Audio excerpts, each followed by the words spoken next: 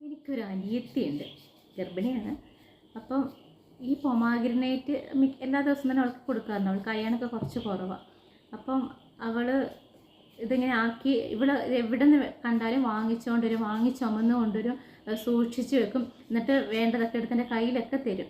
പക്ഷേ അതിൽ നിന്ന് ഒരെണ്ണം പോലും ഇന്ന് വരെ അവൾ സ്വന്തമായിട്ട് പൊളിച്ച് ഞാൻ തിന്നുന്ന കണ്ടില്ല.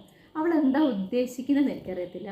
പൊമഗ്രനേറ്റ് അവൾക്ക് തിന്നാൻ ഇഷ്ടമൊക്കെയാണ്, പക്ഷെ ഇത് തൊലി കളയാനും ഇങ്ങനെ അടർത്തിയെടുത്ത് തിന്നാൻ അവർക്ക് ഇഷ്ടമല്ല. അതിൻ്റെ റീസൺ എന്താണെന്ന് എത്ര ആലോചിച്ചിട്ട് മനസ്സിലാവില്ല. എനിക്ക് തോന്നുന്നത് അവൾക്കൊരു ഞാൻ ഇത്രയും ദൂരമൊക്കെ ജോലിക്കൊക്കെ പോയിട്ട് വാങ്ങിച്ചുകൊണ്ടൊക്കെ വരുന്നില്ല, ചേച്ചി വേണേ അടർത്തിത്താന്നുള്ള വിചാരമാണെന്ന് തോന്നുന്നു. അവർക്ക് അഹങ്കാരമാണെന്ന് തോന്നുന്നു കുറച്ച്. ചേച്ചി ഇതാക്കിക്കൊണ്ടിരിക്കുന്ന ചേച്ചിക്ക് ഒരു നാരങ്ങളിലാക്കിയ പോലെ ചേച്ചി. നിനക്കല്ലേ എന്നും പൊമാഗ്രനേറ്റ് വേണമെന്ന് പറഞ്ഞു, അതുകൊണ്ട് ഞാൻ ഇതാക്കിയത്. എന്നാലും ഇപ്പൊ നാരങ്ങളല്ലേ കുടിക്കാനൊരു മൂഡ്. എനിക്കറിയാമോ, നിനക്ക് എല്ലാ ദിവസവും രാത്രിക്ക് പൊമാഗ്രനേറ്റില്ലേ നീ ചോറ് തിന്ന് കഴിയുമ്പോൾ തിന്നുന്നേ. ഇനിയിപ്പോൾ നാരങ്ങളും ഉണ്ടാക്കണോ? തിന്നിട്ട് തിന്നു കഴിയുമ്പോൾ ഉണ്ടാക്കി തന്നാൽ. ഇങ്ങനെയാണ് ഞാൻ കഷ്ടപ്പെട്ട് ഇങ്ങനെ ഓരോന്ന് ചെയ്ത് എല്ലാം എടുത്ത് കഴിയുമ്പോൾ അവൾ പറയും എനിക്കതല്ലായിരുന്നു വേണ്ടത്. ഇങ്ങനത്തെ ഗർഭിണികളെ നിങ്ങളുടെ വീട്ടിലുണ്ടോ? ഉണ്ടെങ്കിലും ഒന്ന് മെൻഷൻ ചെയ്യണം കേട്ടോ. ഇതുപോലെ തന്നെ ഏതെങ്കിലും തലതെറിച്ച അനിയത്തിമാരൊക്കെ വീട്ടിലുണ്ടെങ്കിൽ അവർക്കൊക്കെ ഈ വീഡിയോ ഒന്ന് ഷെയർ ചെയ്ത് കൊടുത്തേക്ക് കേട്ടോ.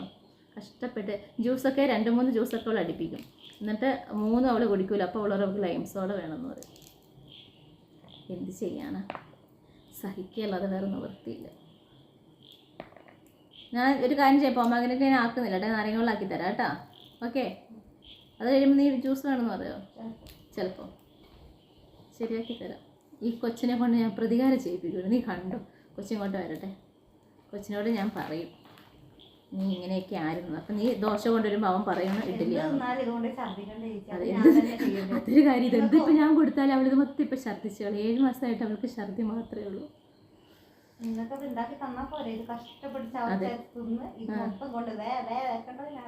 അത് നീ തന്നെ വെക്കണം. ഞാൻ ഗർഭിണിയല്ലല്ലോ, എനിക്കിപ്പോൾ ഛർദ്ദിക്കാൻ പറ്റത്തില്ലല്ലോ, അല്ലെങ്കിൽ ഞാൻ നിനക്കൊണ്ട് ഛർദ്ദിച്ചായിരുന്നു.